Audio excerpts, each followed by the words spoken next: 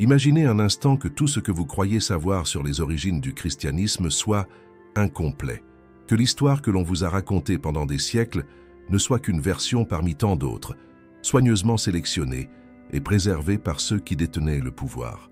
Ce que je vais vous révéler aujourd'hui va ébranler vos certitudes, non pas à travers des théories conspirationnistes, mais à travers des faits archéologiques, des manuscrits authentiques et des découvertes académiques qui ont révolutionné notre compréhension du christianisme primitif. En 1945, dans les falaises de Nag Hammadi, en Égypte, des paysans ont fait une découverte qui allait changer à jamais notre vision de l'histoire religieuse. 13 codex de papyrus, contenant 52 textes en langue copte, ont été mis au jour. Ces manuscrits, datés du IVe siècle, contenaient des évangiles que l'Église avait cachés, interdits et dont elle avait ordonné la destruction. Mais pourquoi ces textes ont-ils été supprimés? Que révélaient-ils de si dérangeant sur la nature du divin et sur la figure du Christ que les autorités ecclésiastiques ont préféré les faire disparaître plutôt que de les préserver? La réponse est troublante. Ces évangiles apocryphes présentaient une vision radicalement différente du christianisme, une vision qui remettait en question l'autorité exclusive de l'Église naissante et révélait l'existence d'un mouvement spirituel bien plus diversifié et complexe que celui que nous connaissons aujourd'hui. Pendant des décennies, des chercheurs du monde entier ont étudié ces manuscrits. Leurs conclusions sont stupéfiantes. Le christianisme des premiers siècles n'était pas uniforme. Il existait de multiples interprétations de l'enseignement christique, de nombreuses communautés avec des pratiques différentes, et surtout des textes sacrés qui proposaient une compréhension alternative de la divinité. L'évangile de Thomas, l'évangile de Philippe, l'évangile de Marie-Madeleine. Ces noms vous disent-ils quelque chose? Probablement pas, et c'est exactement le problème. Ces textes, contemporains des évangiles canoniques, ont été systématiquement écartés lors de la formation officielle du canon biblique. Ce processus de sélection n'était pas neutre, il était politique, stratégique, et visait à unifier une religion naissante sous une autorité centralisée. Mais dans cette uniformisation, quelque chose d'essentiel a été perdu, la richesse spirituelle originelle du message christique. Les implications de ces découvertes dépassent le cadre purement religieux. Elles nous interrogent sur la nature même de la vérité historique, sur la façon dont les récits officiels se construisent et sur ce qui arrive aux voix dissidentes dans l'histoire. Certaines traditions académiques suggèrent que Jésus lui-même n'aurait jamais eu l'intention de fonder une religion institutionnalisée. Les évangiles cachés révèlent un enseignement axé sur la transformation intérieure, sur la gnose, cette connaissance directe du divin, plutôt que sur l'obéissance à une autorité extérieure. Cette révélation n'est pas une attaque contre la foi, mais une invitation à comprendre l'évolution complexe du christianisme. Elle nous permet de saisir comment une spiritualité révolutionnaire s'est progressivement transformée en institution et quelles voix ont été réduites au silence dans ce processus. Aujourd'hui, grâce aux outils de l'archéologie moderne, de la philologie et de l'histoire des religions, nous pouvons reconstituer cette histoire cachée.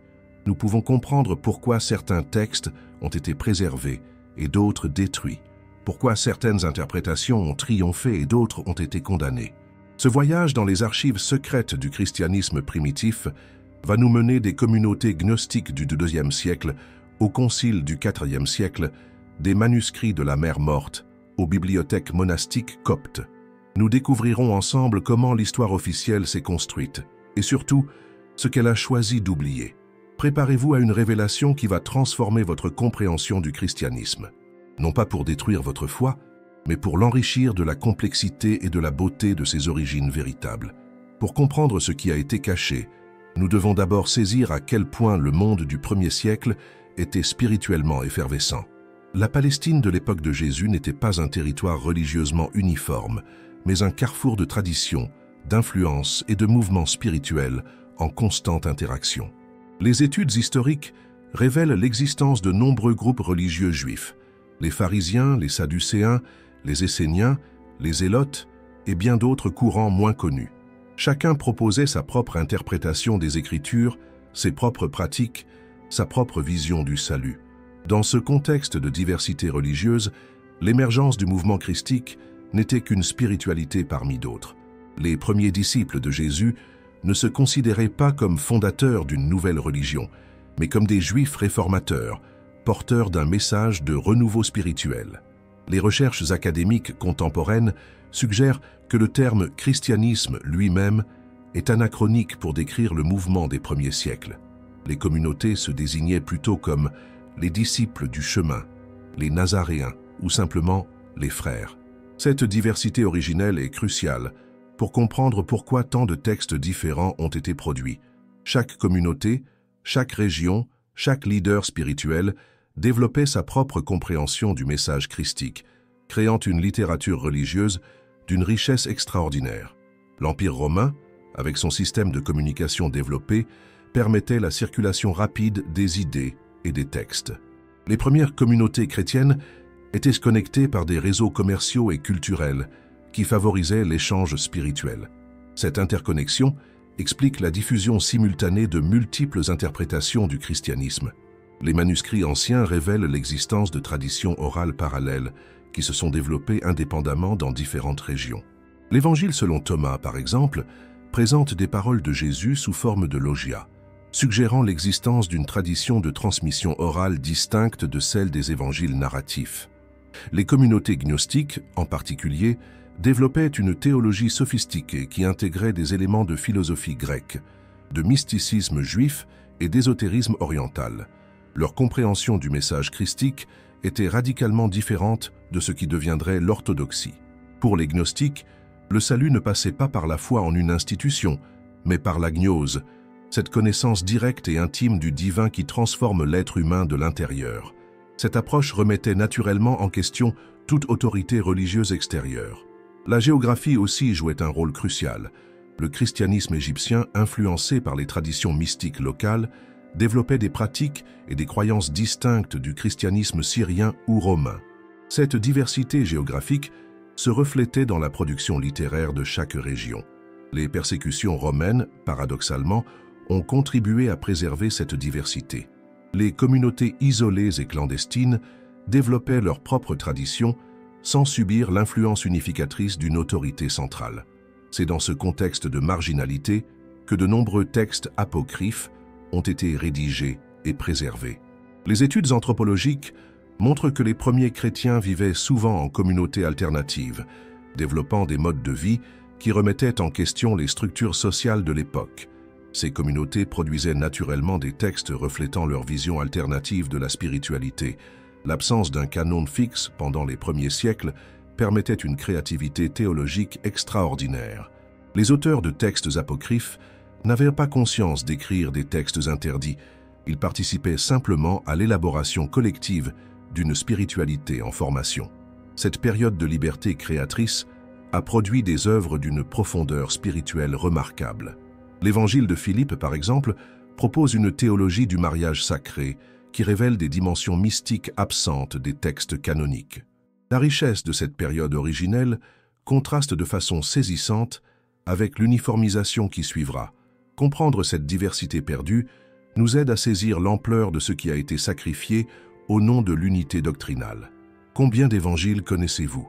Si vous répondez 4, Matthieu, Marc, Luc et Jean, vous découvrez aujourd'hui que cette réponse révèle l'efficacité de la sélection historique opérée par l'Église primitive.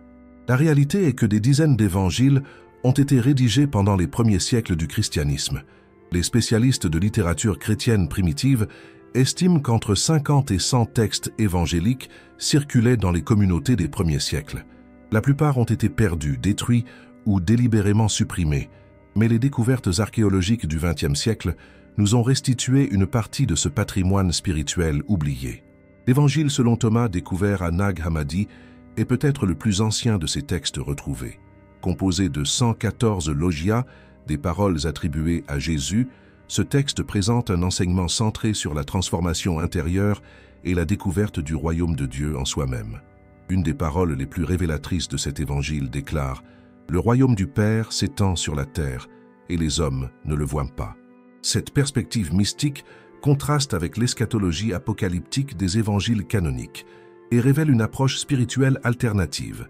L'évangile de Marie, attribué à Marie-Madeleine, nous fait découvrir une vision du christianisme où les femmes jouaient un rôle de leadership spirituel. Ce texte présente Marie comme une disciple privilégiée, détentrice d'enseignements secrets que Jésus ne partageait qu'avec ses disciples les plus proches. Dans cet évangile, Marie enseigne aux autres disciples après la résurrection, provoquant la jalousie de Pierre qui refuse son autorité. Ce conflit révèle les tensions de genre qui traversaient les premières communautés chrétiennes et explique peut-être pourquoi ce texte a été supprimé. L'évangile de Philippe, lui, développe une théologie sophistiquée du mariage sacré et de l'union mystique. Il présente Marie-Madeleine comme la compagne de Jésus dans un sens spirituel profond, révélant des dimensions de la spiritualité christique totalement absentes des textes canoniques. Ces évangiles apocryphes ne se contentent pas de raconter différemment la vie de Jésus, ils proposent des interprétations théologiques alternatives qui remettent en question les fondements de l'orthodoxie naissante. Ils révèlent un christianisme pluriel, mystique et souvent égalitaire dans sa vision des relations hommes-femmes. L'évangile de Judas, découvert plus récemment, bouleverse complètement la compréhension traditionnelle de la trahison. Dans ce texte, Judas n'est plus le traître mais le disciple le plus fidèle, celui qui accepte de jouer le rôle difficile nécessaire à l'accomplissement du plan divin. Cette révision radicale du récit de la Passion soulève des questions profondes sur la nature du bien et du mal dans la spiritualité christique. Elle révèle une théologie complexe qui dépasse les catégories morales simplistes de l'orthodoxie. Les évangiles de l'enfance, comme l'évangile du pseudo-Thomas, nous présentent un Jésus enfant accomplissant des miracles parfois troublants. Ces récits, bien qu'apparemment naïfs, révèlent des tentatives de comprendre comment la divinité pouvait s'incarner dans l'humanité ordinaire. La diversité stylistique de ces textes est remarquable. Certains sont des collections de paroles, d'autres des récits narratifs complexes, d'autres encore des dialogues philosophiques entre Jésus et ses disciples. Cette variété formelle reflète la richesse des traditions orales qui ont nourri leur composition. Les études comparatives montrent que plusieurs de ces évangiles apocryphes préservent des traditions très anciennes, parfois contemporaines ou même antérieures aux évangiles canoniques. L'évangile de Thomas, en particulier, pourrait conserver des paroles de Jésus dans une forme plus primitive que celle des synoptiques. Cette découverte remet en question la chronologie traditionnelle de la formation du Nouveau Testament et suggère que la sélection canonique n'était pas basée sur l'ancienneté ou l'authenticité historique, mais sur des critères théologiques et politiques. L'existence de ces textes révèle aussi l'extraordinaire créativité spirituelle des premières communautés chrétiennes. Loin d'être des réceptacles passifs d'un enseignement figé, ces communautés étaient des laboratoires théologiques où se réinventait constamment la compréhension du message christique. Si vous ressentez l'appel de découvrir ces trésors cachés de la spiritualité chrétienne, si vous voulez approfondir votre connaissance de ces textes extraordinaires qui ont façonné secrètement notre civilisation, alors rejoignez cette communauté de chercheurs de vérité. Abonnez-vous pour ne manquer aucune de nos explorations dans les archives secrètes du christianisme, car ce voyage ne fait que commencer et les révélations les plus surprenantes nous attendent encore. Comment décide-t-on qu'un texte est sacré et qu'un autre ne l'est pas? Cette question apparemment simple révèle l'un des processus les plus complexes et les plus politiques de l'histoire religieuse occidentale, la formation du canon biblique chrétien. Contrairement à ce que beaucoup imaginent, le Nouveau Testament tel que nous le connaissons n'a pas été établi par les apôtres eux-mêmes, ni même au cours du 1er siècle. Sa formation s'est étalée sur plusieurs siècles et a culminé lors des grands conciles du IVe siècle dans un contexte politique très particulier. Les premières communautés chrétiennes utilisaient une variété de textes sans distinction hiérarchique claire. Les lettres de Paul circulaient aux côtés d'évangiles aujourd'hui considérés comme apocryphes, et les communautés choisissaient leur lecture selon leurs besoins spirituels et leurs traditions locales. La situation a commencé à se complexifier au IIe siècle avec l'émergence de leaders comme Marcion, qui proposait son propre canon radicalement épuré. Marcion rejetait l'Ancien Testament et ne retenait qu'une version modifiée de l'évangile de Luc et 10 lettres pauliniennes. Cette initiative hérétique a paradoxalement stimulé la réflexion orthodoxe sur la nécessité d'un canon officiel. Irénée de Lyon, vers 180, fut l'un des premiers à théoriser la nécessité de limiter le nombre d'évangiles à 4, justifiant ce choix par des arguments symboliques. 4 points cardinaux, 4 vents, 4 visages des chérubins d'Ézéchiel. Cette justification révèle que le choix n'était pas basé sur des critères purement historiques. Le processus de canonisation s'est accéléré au IIIe siècle sous la pression des persécutions. L'empereur Dioclétien ordonnait la destruction des livres chrétiens, obligeant les communautés à identifier clairement quels textes méritaient qu'on risque sa vie pour les préserver. Cette épreuve du feu a contribué à hiérarchiser l'importance des différents écrits. L'événement décisif fut la conversion de l'empereur Constantin au début du IVe siècle. Le christianisme, de religion persécutée, devint religion d'État. Cette transformation radicale nécessitait une uniformisation doctrinale pour servir l'unité politique de l'Empire. Les textes qui divisaient les communautés devinrent des obstacles à éliminer. Le concile de Nicée en 325, bien qu'axé sur les controverses trinitaires, a établi le principe d'une orthodoxie unique s'imposant à toute la chrétienté. Cette logique d'uniformisation doctrinale rendait inévitable la standardisation des textes sacrés. Athanase d'Alexandrie, vers 367, fut le premier à proposer une liste de 27 livres du Nouveau Testament, identique à celle que nous connaissons aujourd'hui. Mais cette liste n'a pas été immédiatement acceptée universellement. Certaines églises orientales continuaient d'utiliser d'autres textes et certains livres actuellement canoniques restaient controversés. Les critères de sélection, tels que les théologiens de l'époque les formulaient, incluaient l'apostolicité, attribution à un apôtre, l'ancienneté, l'orthodoxie doctrinale et l'usage liturgique répandu. Mais l'application de ces critères révèle des incohérences qui suggèrent l'influence de facteurs politiques. L'Épître aux Hébreux, par exemple, était reconnue d'auteur inconnu, mais fut attribuée à Paul pour justifier son inclusion. L'Apocalypse de Jean fut longuement controversé, mais finalement accepté. À l'inverse, l'Évangile de Thomas, potentiellement très ancien, fut rejeté pour son orientation gnostique. La géographie politique influençait également les choix. Les textes populaires en Orient n'avaient pas toujours la faveur de Rome, et inversement. La standardisation canonique reflétait donc aussi les rapports de force entre les différents patriarcats. Les conciles de Carthage, 393 et 397, ratifièrent finalement la liste d'Athanase, mais ce processus de décision révèle son caractère humain et historiquement situé.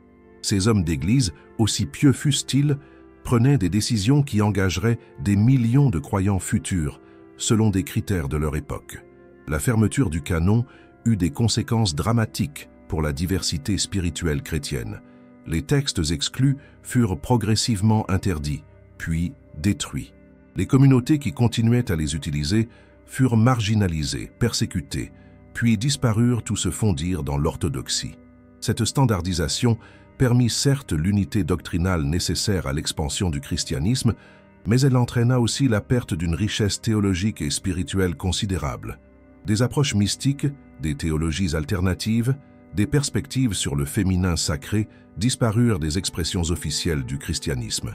L'ironie de l'histoire est que les manuscrits de Nag Hammadi nous révèlent aujourd'hui que certains textes exclus du canon préservaient peut-être des traditions plus anciennes que certains textes canoniques. La valeur historique et l'ancienneté n'ont donc pas toujours été les critères déterminants. Comprendre ce processus de formation canonique n'invalide pas la foi chrétienne, mais l'enrichit en révélant la complexité de ses origines. Cela nous invite à une lecture plus nuancée des textes sacrés et à une appréciation de la diversité spirituelle qui caractérisait le christianisme primitif. Décembre 1945. Dans les falaises arides de Nag Hammadi, en Haute-Égypte, un paysan nommé Mohamed Ali fouille le sol à la recherche de fertilisants naturels. Son geste anodin va déclencher l'une des plus grandes révolutions de l'histoire religieuse moderne. En brisant une jarre d'argile rouge, Mohamed Ali découvre 13 codex de papyrus parfaitement conservés. Ces manuscrits, rédigés en copte et datant du IVe siècle, contiennent 52 textes qui vont bouleverser notre compréhension du christianisme primitif. La préservation de ces manuscrits relève du miracle archéologique. Le climat sec de l'Égypte et l'enfouissement dans des jarres hermétiques ont protégé ces papyrus pendant 16 siècles. Mais pourquoi ces textes ont-ils été enterrés? L'analyse historique suggère une réponse troublante. Ils ont été cachés pour échapper à la destruction.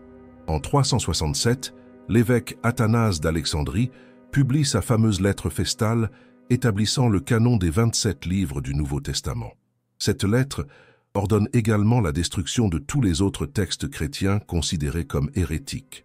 Les moines du monastère de Saint-Pacôme, situé près de Nag Hammadi, ont probablement enterré leur bibliothèque pour la sauver de l'autodafé. Cette découverte révèle l'existence d'une tradition chrétienne alternative sophistiquée qui avait survécu jusqu'au IVe siècle dans certains milieux monastiques égyptiens. Ces textes ne sont pas des curiosités marginales, mais témoignent d'un christianisme parallèle avec sa propre théologie, sa propre spiritualité, ses propres pratiques. L'Évangile selon Thomas, le plus célèbre de ces textes, présente Jésus comme un maître de sagesse, dispensant un enseignement ésotérique. Celui qui boira de ma bouche deviendra comme moi, et moi je deviendrai lui, et les choses cachées lui seront révélées. Cette parole révèle une conception mystique de la relation maître-disciple absente des évangiles canoniques. L'évangile de Philippe développe une théologie du mariage sacré et de l'union mystique. Il présente la relation entre Jésus et Marie-Madeleine comme un modèle spirituel de l'union entre l'âme et le divin. Cette perspective révèle des dimensions du christianisme primitif que l'orthodoxie a complètement occultées. La Pistis Sophia, un texte complexe de révélation post-résurrection, présente Marie-Madeleine comme la disciple la plus avancée spirituellement, celle qui pose les questions les plus profondes et reçoit les réponses les plus complètes. Cette valorisation du féminin spirituel contraste radicalement avec la marginalisation des femmes dans le christianisme orthodoxe. Ces textes révèlent l'existence de communautés gnostiques chrétiennes qui pratiquaient une spiritualité égalitaire. Hommes et femmes participaient équitablement aux rituels, aux enseignements et au leadership spirituel. Cette égalité contrastait avec la hiérarchisation patriarcale qui s'imposait dans l'Église orthodoxe. La cosmologie gnostique, telle qu'elle apparaît dans des textes comme l'Apocryphon de Jean, propose une vision du divin radicalement différente de l'orthodoxie. Le créateur du monde matériel n'est pas le Dieu suprême, mais un démiurge imparfait. Cette théologie explique l'existence du mal sans remettre en question la bonté divine absolue. L'impact de ces découvertes sur les études bibliques fut considérable. Des chercheurs comme Elaine Pagels, James Robinson et Marvin Meyer ont consacré leur carrière à analyser ces textes et à révéler leur importance pour comprendre les origines du christianisme. Ces manuscrits montrent que le processus de canonisation n'était pas seulement une sélection théologique, mais aussi une suppression active de traditions alternatives. La victoire de l'orthodoxie ne témoignait pas nécessairement de sa supériorité spirituelle, mais de sa capacité à s'allier au pouvoir politique. La redécouverte de ces textes pose des questions profondes aux chrétiens contemporains. Comment intégrer cette diversité originelle dans une compréhension moderne du christianisme? Que nous apprennent ces perspectives alternatives sur la spiritualité et la relation au divin? Certaines traditions chrétiennes contemporaines commencent à réintégrer des éléments de cette sagesse gnostique: la théologie mystique, la spiritualité féminine, l'écologie spirituelle, trouvent dans ces textes anciens des ressources pour renouveler l'expression chrétienne moderne. Ces révélations transforment-elles votre compréhension du christianisme primitif? Percevez-vous différemment la richesse spirituelle qui a été perdue dans le processus d'uniformisation doctrinale? Partagez dans les commentaires votre réflexion sur ces découvertes qui continuent de révolutionner notre vision des origines chrétiennes. Qui était vraiment Jésus? Cette question fondamentale reçoit des réponses surprenantes dans les évangiles apocryphes, découverts au XXe siècle. Loin de l'image unifiée transmise par les évangiles canoniques, ces textes révèlent un Christ aux multiples visages, porteur d'enseignements qui défient nos certitudes théologiques. Dans l'évangile selon Thomas, Jésus apparaît comme un maître de sagesse initiatique.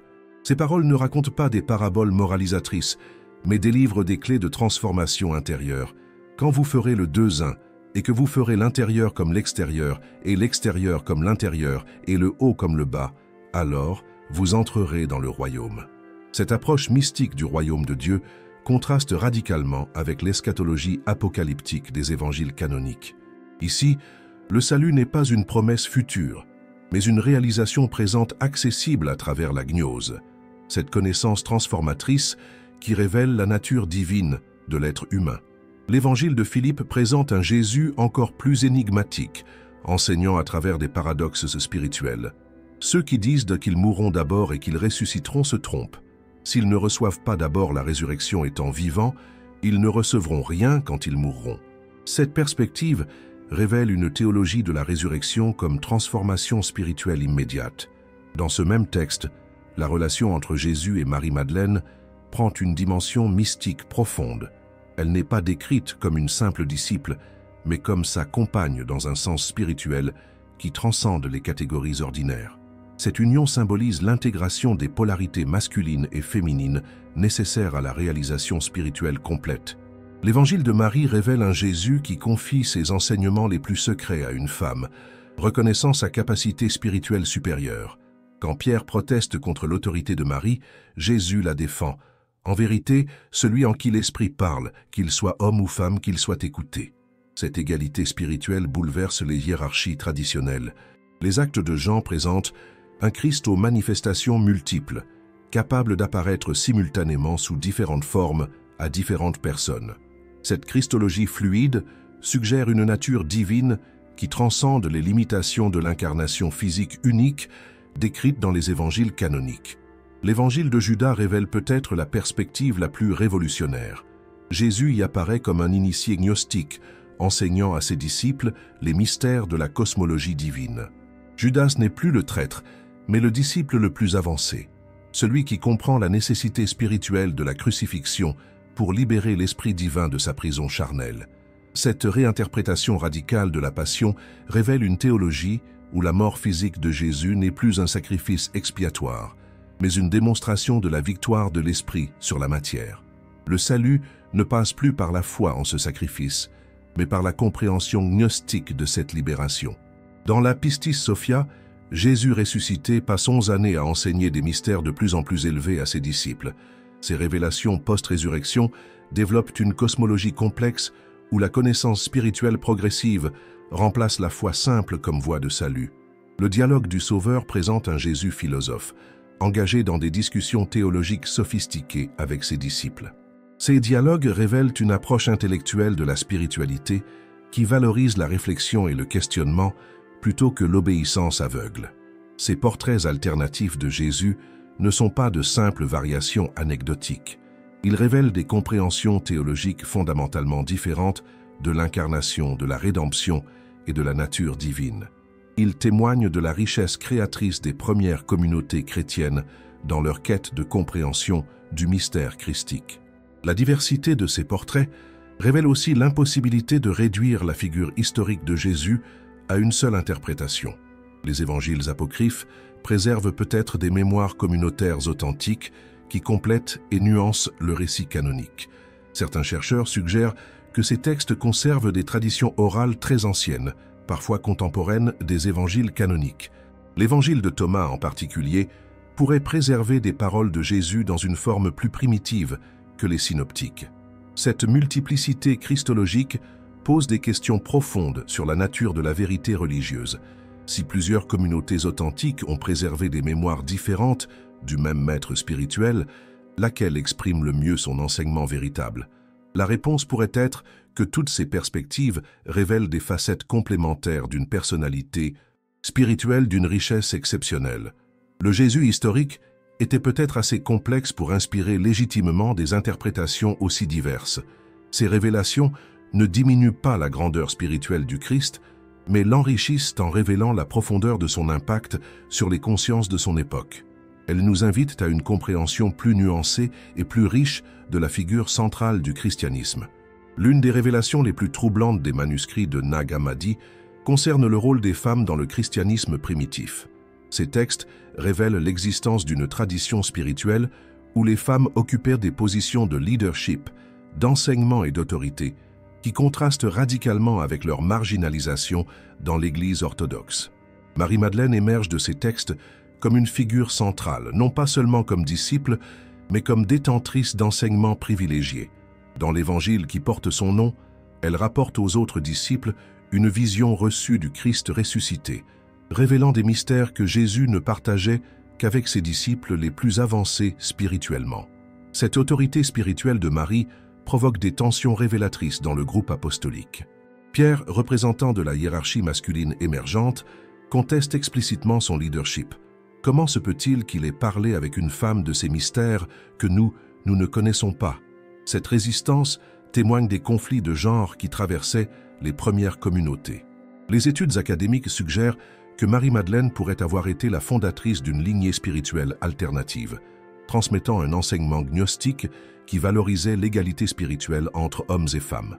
Cette tradition aurait été progressivement marginalisée puis supprimée par l'orthodoxie patriarcale.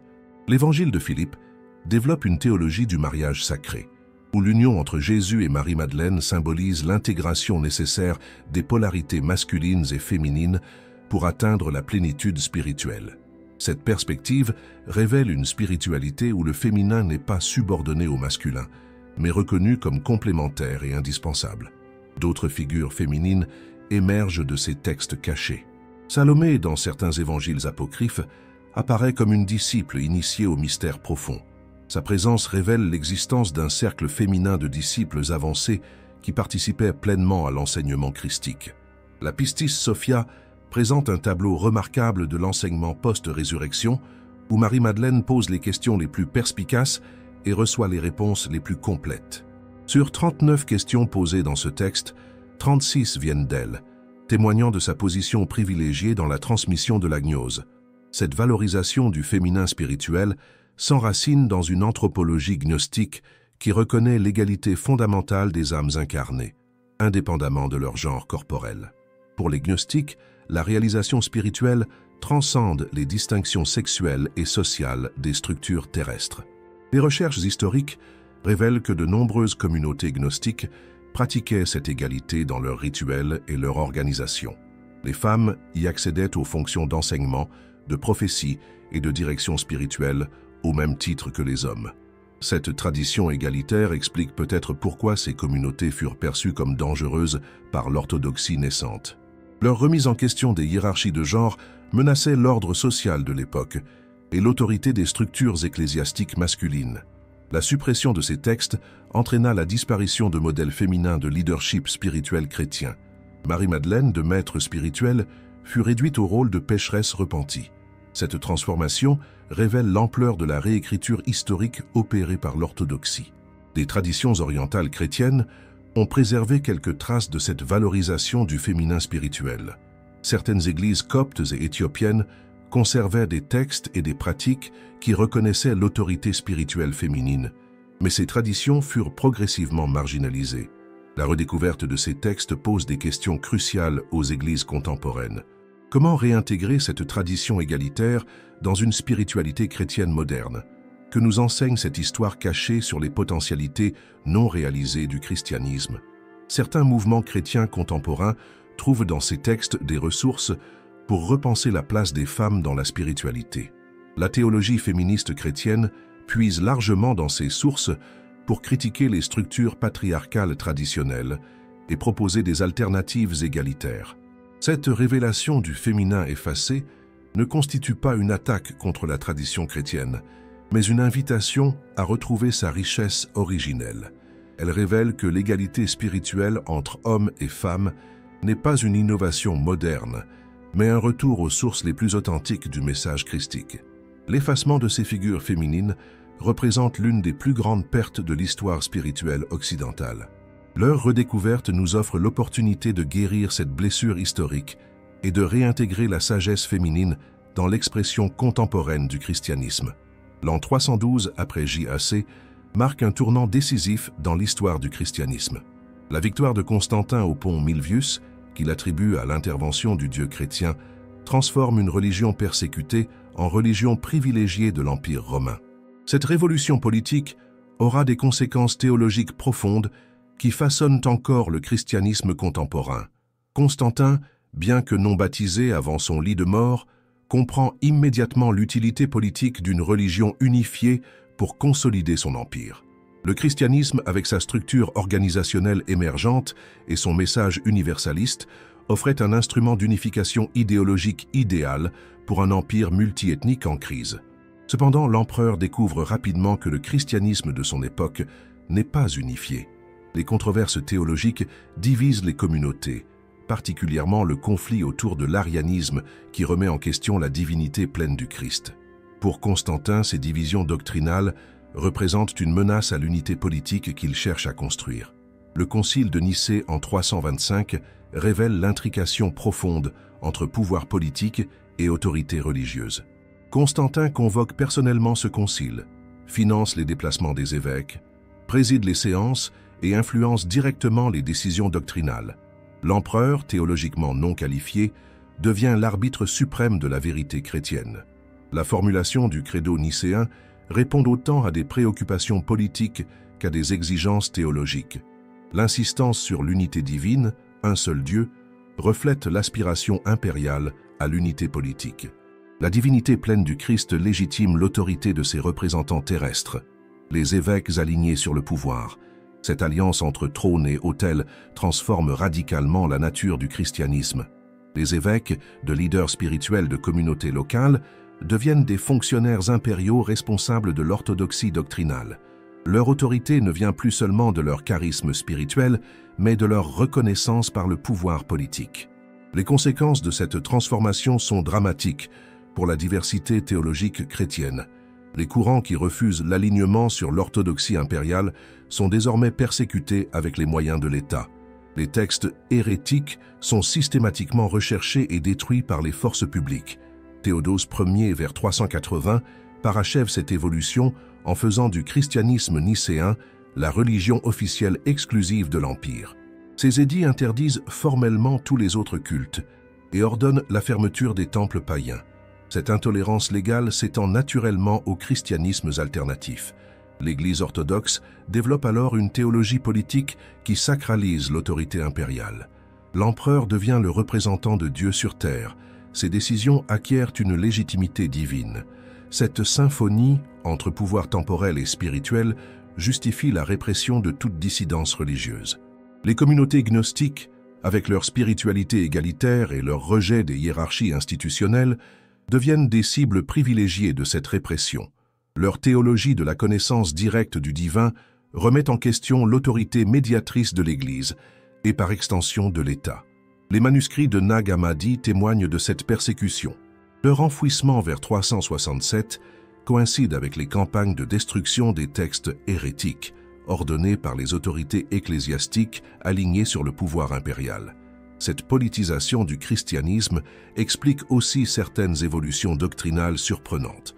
La valorisation du célibat clérical, par exemple, sert les intérêts politiques en créant une caste sacerdotale dépendante uniquement de l'institution ecclésiastique et donc plus facilement contrôlable par le pouvoir. La marginalisation des femmes dans les structures ecclésiastiques répond également à des logiques politiques.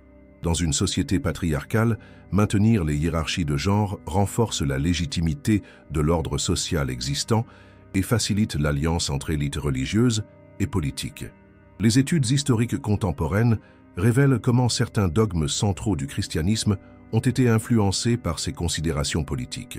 La doctrine de la Trinité elle-même, dans sa formulation définitive, porte la marque des compromis nécessaires à l'unité impériale. Cette instrumentalisation politique n'invalide pas nécessairement la vérité spirituelle du christianisme, mais elle nous invite à distinguer l'essentiel du message christique de ses formulations historiquement conditionnées. Elle révèle aussi les dangers de l'alliance trop étroite entre pouvoir religieux et politique. La redécouverte de cette histoire politique du christianisme permet de comprendre pourquoi certaines traditions spirituelles ont été marginalisées. Elle éclaire aussi les enjeux contemporains de la séparation entre Église et État et de la liberté religieuse. Cette révélation ne diminue pas la grandeur spirituelle du christianisme, mais nous invite à discerner ce qui relève de l'inspiration divine et ce qui reflète les contingences historiques et politiques. Elle ouvre la voie à un christianisme plus authentique, libéré des compromissions du pouvoir. Avant de poursuivre cette exploration fascinante des origines cachées du christianisme, j'aimerais savoir d'où vous nous rejoignez aujourd'hui. Êtes-vous en France, au Canada, en Afrique ou ailleurs dans le monde francophone? Cette question n'est pas anodine, car la diversité géographique de notre audience reflète exactement la diversité qui caractérisait les premières communautés chrétiennes. Car contrairement à l'image uniforme que nous transmet l'histoire officielle, les premiers chrétiens formaient un mouvement d'une extraordinaire diversité. Géographiquement d'abord, de l'Éthiopie à la Gaule, de l'Inde à l'Espagne, des communautés se réclamant du Christ développaient leurs propres traditions, leurs propres interprétations, leurs propres pratiques. Les recherches archéologiques révèlent des différences culturelles saisissantes entre ces communautés. Le christianisme syriaque développait une spiritualité ascétique, influencée par les traditions monastiques orientales. Le christianisme égyptien intégrait des éléments de mysticisme alexandrin. Le christianisme romain adoptait les structures administratives de l'Empire. Sociologiquement, ces premières communautés étaient également très diversifiées. Contrairement aux clichés des esclaves et des pauvres, les études prosopographiques révèlent la présence de marchands, d'artisans, de fonctionnaires et même de membres de l'aristocratie parmi les premiers convertis. Cette diversité sociale explique en partie la richesse théologique du christianisme primitif. Chaque milieu social apportait ses préoccupations, ses questionnements, ses ressources intellectuelles à l'interprétation du message christique. Les communautés urbaines développaient des théologies différentes de celles des communautés rurales. Les femmes jouaient des rôles beaucoup plus importants qu'on ne le dit généralement. Les études épigraphiques révèlent l'existence de diaconesses, de prophétesses et même de présidentes de communautés locales. Cette participation féminine variait selon les régions et les traditions locales. La question de l'observance de la loi juive divisait profondément ces premières communautés. Certaines, particulièrement en Palestine et en Syrie, maintenaient les prescriptions alimentaires et rituelles juives. D'autres, influencées par la mission paulinienne, s'en affranchissaient totalement. Ces différences d'observance créaient des christianismes pratiquement distincts. Les judéo-chrétiens de Jérusalem auraient eu du mal à reconnaître leur foi dans les pratiques des communautés pagano-chrétiennes de Corinthe ou d'Éphèse. La question du rapport au monde matériel divisait également ces communautés. Certaines adoptaient un mode de vie ascétique radical, rejetant le mariage, la propriété, les plaisirs terrestres. D'autres intégraient harmonieusement leur foi dans la vie sociale ordinaire. Les pratiques liturgiques révèlent aussi cette diversité. Certaines communautés célébraient l'Eucharistie quotidiennement, d'autres hebdomadairement. Certaines utilisaient du pain et du vin, d'autres seulement du pain et de l'eau. Ces variations témoignent d'une période de créativité rituelle aujourd'hui impensable. L'organisation communautaire variait considérablement. Certaines communautés adoptaient des structures hiérarchiques avec évêques, prêtres et diacres. D'autres fonctionnaient de manière collégiale, reconnaissant l'égalité spirituelle de tous les membres. Certaines étaient dirigées par des prophètes charismatiques. Cette diversité organisationnelle reflétait des théologies ecclésiologiques différentes. Pour certaines communautés, l'autorité venait de la succession apostolique. Pour d'autres, elle émanait de l'inspiration directe de l'Esprit. Pour d'autres encore, elle résidait dans la communauté elle-même. Les pratiques économiques révèlent également cette pluralité. Certaines communautés pratiquaient la mise en commun totale des biens, sur le modèle décrit dans les Actes des Apôtres. D'autres acceptaient la propriété privée, mais encourageaient la générosité envers les plus pauvres. Cette diversité économique reflétait des compréhensions différentes de l'implication sociale de la foi. Certaines communautés se retirèrent du monde pour attendre l'imminente parousie. D'autres s'engageaient activement dans la transformation sociale de leur époque. Les attitudes envers la culture gréco-romaine variaient énormément. Certains chrétiens rejetaient totalement la philosophie, la littérature et l'art païen. D'autres les intégraient dans leurs réflexions théologiques, créant des synthèses créatives entre traditions chrétiennes et culture classique. Ces différences culturelles produisaient des théologies distinctes.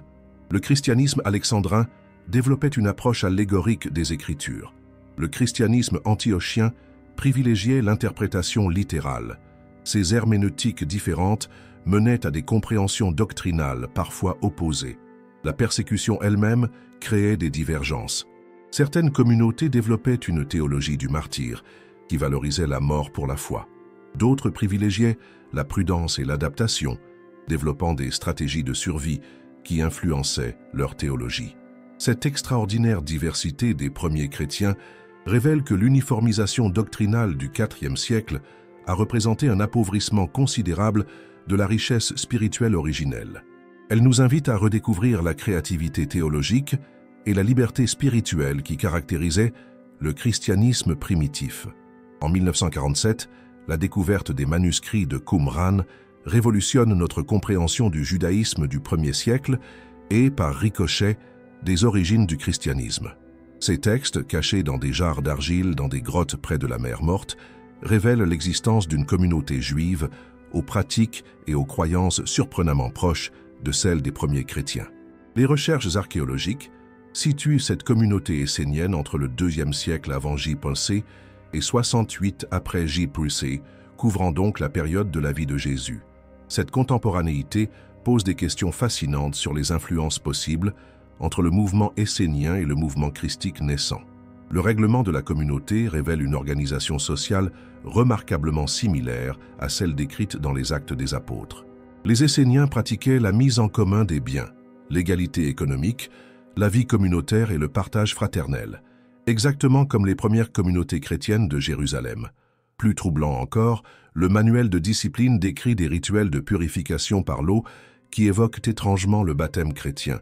Les Esséniens pratiquaient des ablutions quotidiennes pour la rémission des péchés, anticipant la pratique baptismale que Jean le Baptiste développera au bord du Jourdain. Les hymnes de Qumran contiennent des expressions et des concepts que nous retrouverons dans les écrits du Nouveau Testament. La notion de nouvelle alliance, l'opposition entre fils de lumière et fils de ténèbres, l'idée d'un maître de justice persécuté, tous ces thèmes esséniens résonnent dans la littérature chrétienne primitive. Le personnage du maître de justice présente des parallèles troublants avec la figure de Jésus. Ce leader spirituel essénien subit la persécution du prêtre impie, meurt pour sa foi et, selon certains textes, doit revenir à la fin des temps pour juger le monde. Ces correspondances ne peuvent être de simples coïncidences. Les Esséniens développaient également une théologie messianique sophistiquée, attendant la venue de deux messies, un messie sacerdotal d'Aaron et un messie royal de David. Cette attente messianique multiple éclaire la complexité des attentes juives au 1er siècle et le contexte dans lequel Jésus a été reconnu comme Messie. Le rouleau du Temple révèle une vision de la loi juive encore plus rigoureuse que celle des pharisiens, avec des prescriptions de pureté rituelle extrêmement strictes. Paradoxalement, cette rigidité légale coexistait avec une spiritualité mystique profonde, révélée dans les hymnes d'action de grâce. Cette coexistence entre légalisme strict et mysticisme personnel éclaire peut-être certaines tensions apparentes dans l'enseignement de Jésus, qui combine respect de la loi et liberté spirituelle intérieure. Les manuscrits révèlent aussi l'existence d'une littérature apocalyptique développée, avec des visions détaillées de la fin des temps et du combat eschatologique entre le bien et le mal. Cette tradition apocalyptique influence clairement les écrits du Nouveau Testament, particulièrement l'Apocalypse de Jean. Certains chercheurs ont proposé des liens directs entre Jean le Baptiste et la communauté de Qumran. La proximité géographique, les pratiques baptismales similaires et la spiritualité ascétique commune suggèrent que Jean pourrait avoir été formé dans cet environnement essénien avant de développer son propre ministère. Les implications de ces découvertes pour la compréhension du christianisme primitif sont considérables. Elles révèlent que plusieurs des innovations attribuées au mouvement christique existaient déjà dans certains milieux juifs du 1er siècle. Cette révélation ne diminue pas l'originalité du message de Jésus, mais l'inscrit dans un contexte spirituel riche et diversifié. Elle montre que le christianisme naissant puisait dans un terreau religieux judaïque beaucoup plus varié que ne le laisse supposer l'image traditionnelle d'un judaïsme uniforme. Les manuscrits de Qumran révèlent également l'existence d'un judaïsme mystique sophistiqué, avec des pratiques de méditation, des techniques d'extase spirituelle et une théologie de l'union avec le divin qui annonce certains développements de la mystique chrétienne. Cette découverte transforme notre compréhension des origines du christianisme en révélant la richesse spirituelle du monde juif du 1er siècle. Elle nous invite à voir les premières communautés chrétiennes non comme une rupture radicale avec le judaïsme, mais comme l'épanouissement de potentialités déjà présentes dans certains milieux juifs de l'époque. Au cœur des évangiles cachés se révèle une tradition spirituelle d'une profondeur remarquable, le gnosticisme chrétien. Loin d'être une simple hérésie marginale, cette tradition représente une voie spirituelle alternative qui a profondément influencé l'évolution de la pensée religieuse occidentale. Le terme « gnose » vient du grec et signifie « connaissance », mais il ne s'agit pas d'un savoir intellectuel ordinaire. La gnose gnostique désigne une connaissance transformatrice, une expérience directe du divin qui révèle à l'être humain sa nature spirituelle véritable et sa parenté avec la source divine. Cette approche contraste radicalement avec la foi orthodoxe, basée sur l'acceptation de doctrines révélées et l'obéissance à une autorité ecclésiastique. Pour les gnostiques, chaque individu porte en lui une étincelle divine qui peut être réveillée par la gnose, rendant inutile toute médiation institutionnelle. Les textes gnostiques développent une cosmologie sophistiquée qui explique l'existence du mal sans remettre en question la bonté divine absolue. Selon cette vision, le monde matériel n'a pas été créé par le Dieu suprême, mais par un démiurge imparfait qui emprisonne les âmes divines dans la matière. Cette théologie révèle une spiritualité d'une modernité surprenante. Elle anticipe certaines critiques contemporaines de la religion institutionnelle et propose une voie spirituelle personnelle qui valorise l'expérience directe plutôt que la croyance aveugle. La tradition gnostique développe également une anthropologie révolutionnaire qui transcende les distinctions de genre, de race et de classe sociale. L'évangile de Thomas proclame « Lorsque vous ferez le masculin et le féminin en un seul, afin que le masculin ne soit plus masculin et que le féminin ne soit plus féminin, alors vous entrerez dans le royaume. » Cette vision égalitaire explique pourquoi les communautés gnostiques accordaient aux femmes des rôles de leadership spirituel. Marie-Madeleine, Salomé et d'autres figures féminines apparaissent dans leurs textes comme des maîtres spirituels à part entière, détentrices d'enseignements secrets. L'influence de cette tradition sur le développement ultérieur du christianisme est plus profonde qu'on ne l'imagine généralement. Les pères du désert, les mystiques médiévaux, les réformateurs spirituels de toutes les époques ont puisé, souvent inconsciemment, dans cet héritage gnostique. La théologie mystique de Maître Eckhart, par exemple, avec son insistance sur l'union transformatrice avec Dieu et sa critique des formes extérieures de religion, présente des affinités remarquables avec les enseignements gnostiques anciens. La Renaissance européenne redécouvre partiellement cet héritage à travers les textes hermétiques et néoplatoniciens. Des penseurs comme Pic de la Mirandole développent une philosophie de la dignité humaine qui reprend des thèmes gnostiques fondamentaux.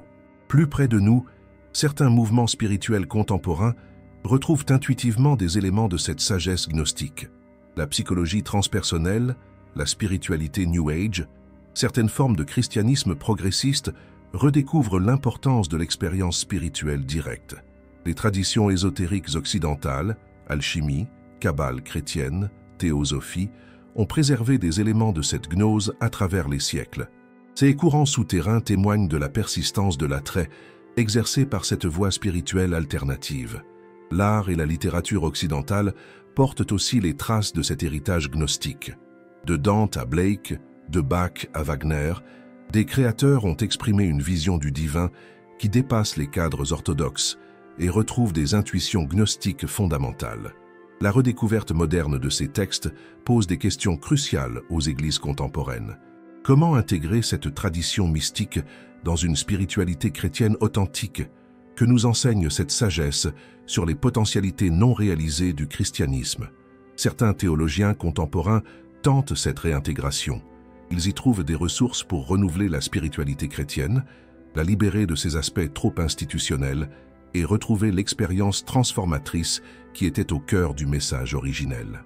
Cette redécouverte ne constitue pas une menace pour la foi chrétienne authentique, mais une invitation à retrouver sa profondeur mystique.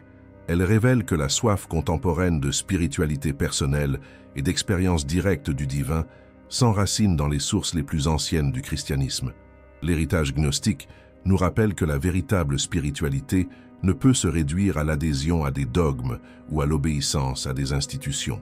Elle est avant tout une transformation intérieure, une découverte expérientielle de notre nature divine, une gnose qui libère et transfigure l'existence humaine. Les découvertes archéologiques du XXe siècle, particulièrement les manuscrits de Nag Hammadi et de Qumran, ont déclenché une véritable révolution dans les études bibliques et théologiques. Leurs répercussions transforment progressivement la compréhension contemporaine du christianisme et ouvrent des voies nouvelles pour l'expression de la foi chrétienne. Les facultés de théologie du monde entier ont dû revoir leur programme d'enseignement pour intégrer ces découvertes. L'histoire du christianisme primitif, longtemps présentée comme linéaire et uniforme, apparaît désormais dans toute sa complexité et sa diversité. Cette révision académique influence progressivement la formation du clergé et, à travers lui, l'enseignement dispensé aux fidèles. Les églises traditionnelles réagissent diversement à ces révélations. Certaines traditions, particulièrement l'Église catholique romaine, maintiennent une distinction stricte entre textes canoniques et apocryphes, mais reconnaissent l'intérêt historique et spirituel de ces derniers pour comprendre le contexte du Nouveau Testament. D'autres confessions chrétiennes adoptent une approche plus ouverte. Certaines églises protestantes libérales intègrent des éléments de cette redécouverte dans leur liturgie et leur enseignement, y trouvant des ressources pour enrichir leur compréhension de la tradition chrétienne. L'impact le plus visible se manifeste peut-être dans l'émergence de nouvelles formes de spiritualité chrétienne. Des communautés se réclamant du christianisme originel ou du christianisme gnostique tentent de retrouver des pratiques et des enseignements inspirés des textes nouvellement découverts. Cette renaissance spirituelle répond à un besoin contemporain profond. Dans un monde sécularisé où les formes traditionnelles de religion peinent à rejoindre les aspirations modernes, ces redécouvertes offrent des voies alternatives pour exprimer une foi chrétienne authentique mais renouvelée. La question du rôle des femmes dans l'Église trouve dans ces textes des arguments historiques nouveaux. La révélation du leadership féminin dans certaines communautés primitives alimente les débats contemporains sur l'ordination des femmes et sur leur participation à la gouvernance ecclésiastique. Les mouvements féministes chrétiens puisent largement dans ces sources pour légitimer leurs revendications d'égalité spirituelle. L'image de Marie-Madeleine comme leader spirituel et détentrice d'enseignements privilégiés transforme progressivement sa perception dans la conscience chrétienne contemporaine. La théologie mystique chrétienne connaît également un renouveau stimulé par ces découvertes.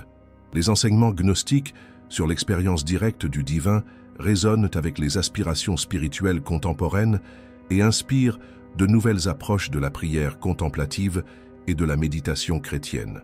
Certains séminaires et instituts de formation spirituelle intègrent désormais des éléments de cette tradition mystique dans leurs programmes. Sans adopter intégralement la théologie gnostique, ils y puisent des ressources pour enrichir la formation spirituelle des futurs pasteurs et accompagnateurs spirituels. L'œcuménisme chrétien trouve aussi dans ces découvertes des perspectives nouvelles. La révélation de la diversité originelle du christianisme relativise les divisions confessionnelles actuelles et encourage la recherche d'unité dans la diversité plutôt que dans l'uniformité doctrinale. Les relations entre christianisme et autres traditions spirituelles sont également transformées. La redécouverte des influences orientales sur le christianisme primitif, particulièrement visible dans les textes gnostiques, facilite le dialogue avec les spiritualités asiatiques et les traditions ésotériques occidentales. L'impact sur la culture populaire est considérable. Des romans comme Da Vinci Code de Dan Brown, malgré leurs excès sensationnalistes, ont familiarisé le grand public avec l'existence de ces textes cachés et stimulé l'intérêt pour les origines alternatives du christianisme. Cette popularisation, bien qu'imparfaite, contribue à démocratiser l'accès à ces connaissances et encourage les croyants à s'interroger sur l'histoire de leur foi. Elle génère également des dérives conspirationnistes qu'il convient de corriger par une approche académique rigoureuse. Les implications pour l'autorité ecclésiastique sont profondes. La révélation que la canonisation des textes bibliques résultait de décisions humaines historiquement situées relativise l'autorité absolue traditionnellement accordée aux Écritures et aux institutions qui les interprètent. Cette relativisation ne conduit pas nécessairement au relativisme théologique, mais encourage une approche plus mature et critique de la tradition. Elle invite les croyants à distinguer l'essentiel du message spirituel de ses expressions historiquement conditionnées. L'évangélisation contemporaine se trouve aussi transformée par ces découvertes. Comment présenter le message chrétien en tenant compte de cette complexité historique? Comment maintenir l'authenticité spirituelle tout en reconnaissant la diversité des expressions légitimes de la foi?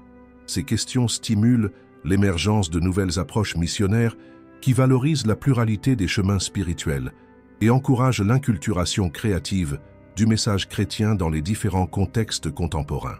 L'éducation religieuse, dans les écoles comme dans les paroisses, doit également s'adapter à ces révélations. Les programmes catéchétiques traditionnels, basés sur une présentation linéaire de l'histoire chrétienne, cèdent progressivement la place à des approches plus nuancées qui intègrent cette complexité originelle. Cette évolution éducative prépare une génération de chrétiens plus informés, plus critiques, mais potentiellement aussi plus enracinée dans l'authenticité spirituelle du message évangélique, débarrassée de ses conditionnements historiques accidentels. Au terme de cette exploration dans les archives secrètes du christianisme primitif, une question fondamentale émerge. Comment intégrer ces révélations dans une compréhension renouvelée de la foi chrétienne? Loin de détruire les fondements spirituels du christianisme, ces découvertes nous invitent à redécouvrir sa richesse originelle et à envisager son avenir sous un jour nouveau. La première leçon de cette investigation concerne la nature même de la vérité religieuse. Les manuscrits cachés nous révèlent que la diversité théologique n'est pas une déviation de la norme chrétienne, mais sa condition originelle. Cette découverte nous libère du mythe d'un christianisme primitif uniforme et nous invite à embrasser la pluralité comme source d'enrichissement spirituel. Cette pluralité originelle ne relativise pas la vérité chrétienne, mais révèle sa richesse inépuisable. Comme un diamant aux multiples facettes, le mystère christique a inspiré des interprétations diverses, qui, loin de se contredire, se complètent et s'éclairent mutuellement. La redécouverte de la dimension mystique du christianisme primitif répond à une soif spirituelle contemporaine profonde. Dans une époque marquée par la sécularisation et la quête de sens, les enseignements gnostiques sur l'expérience directe du divin offrent des ressources précieuses pour renouveler la spiritualité chrétienne. Cette dimension mystique ne s'oppose pas à la foi ecclésiale traditionnelle, mais la complète en y ajoutant la profondeur de l'expérience personnelle. Elle réconcilie foi et gnose, croyance et connaissance expérientielle dans une synthèse qui pourrait caractériser le christianisme du futur. La révélation du rôle des femmes dans le christianisme primitif ouvre des perspectives révolutionnaires pour l'avenir des églises. La redécouverte de figures comme Marie-Madeleine, en tant que leader spirituel légitime des revendications contemporaines d'égalité, et invite les églises à retrouver cette dimension égalitaire de leurs origines. Cette réhabilitation du féminin spirituel ne concerne pas seulement l'accès des femmes aux ministères ordonnés, mais touche à une transformation plus profonde de la spiritualité chrétienne. Elle invite à intégrer les dimensions contemplatives, intuitives et relationnelles souvent associées au féminin dans une synthèse spirituelle équilibrée. L'analyse du processus de formation canonique révèle l'influence des facteurs politiques sur l'évolution doctrinale. Cette prise de conscience invite les églises contemporaines à une vigilance critique envers leur propre compromission avec les pouvoirs temporels et à une recherche constante d'authenticité spirituelle. Cette vigilance ne conduit pas au rejet de toute structure ecclésiastique, mais à une compréhension plus mature des institutions religieuses comme instruments au service de l'expérience spirituelle plutôt que comme fin en soi. Les découvertes archéologiques révèlent aussi l'extraordinaire créativité théologique des premières communautés chrétiennes. Cette découverte invite les chrétiens contemporains à retrouver cette capacité d'innovation spirituelle et à adapter leur foi aux défis de leur époque. Cette créativité ne signifie pas l'abandon des fondements traditionnels, mais leur réinterprétation créative dans des contextes nouveaux. Elle encourage une foi vivante, capable d'évolution et d'adaptation sans perdre son essence spirituelle. L'œcuménisme trouve dans ces révélations des perspectives renouvelées. Si le christianisme originel était pluriel, les divisions confessionnelles actuelles perdent leur caractère dramatique et peuvent être dépassées dans une unité respectueuse de la diversité. Cette vision œcuménique s'étend au-delà des frontières chrétiennes. La redécouverte des influences orientales sur le christianisme primitif facilite le dialogue interreligieux et ouvre la voie à un christianisme plus universel, capable de reconnaître les semences du Verbe dans d'autres traditions spirituelles. L'éducation religieuse future devra intégrer cette complexité historique sans perdre la force transformatrice du message évangélique. Cette intégration nécessite une pédagogie nouvelle qui forme des croyants intellectuellement informés et spirituellement enracinés. Cette formation renouvelée préparera des chrétiens capables de vivre leur foi dans un monde pluraliste, sans complexe d'infériorité ni arrogance dogmatique, forts de leur tradition mais ouverts au dialogue et à l'enrichissement mutuel. Les implications pastorales de ces découvertes sont considérables. Les pasteurs et accompagnateurs spirituels du futur devront maîtriser cette histoire complexe pour répondre aux questionnements légitimes des fidèles et les accompagner dans une foi mature. Cette formation pastorale renouvelée réconciliera érudition académique et sagesse spirituelle, permettant une évangélisation qui respecte l'intelligence des contemporains tout en touchant leur cœur et leur soif de transcendance. L'avenir du christianisme pourrait ainsi se caractériser par un retour aux sources enrichies par les découvertes modernes, un christianisme qui intégrerait la pluralité originelle, la dimension mystique, l'égalité spirituelle et la créativité théologique des premiers siècles. Cette vision d'avenir n'est ni utopique ni nostalgique. Elle s'enracine dans la redécouverte scientifique de l'histoire chrétienne et répond aux aspirations spirituelles légitimes de nos contemporains. Si vous avez suivi ce parcours jusqu'ici, c'est que vous ressentez l'appel de cette redécouverte. Rejoignez cette communauté de chercheurs de vérité en vous abonnant à notre canal. Ensemble, continuons à explorer les trésors cachés de notre patrimoine spirituel. D'autres révélations nous attendent, d'autres mystères demandent à être élucidés. Cliquez sur la vidéo suivante qui apparaît maintenant sur votre écran pour poursuivre cette quête fascinante. Merci d'avoir regardé cette vidéo jusqu'à la fin. On se retrouve dans la prochaine vidéo.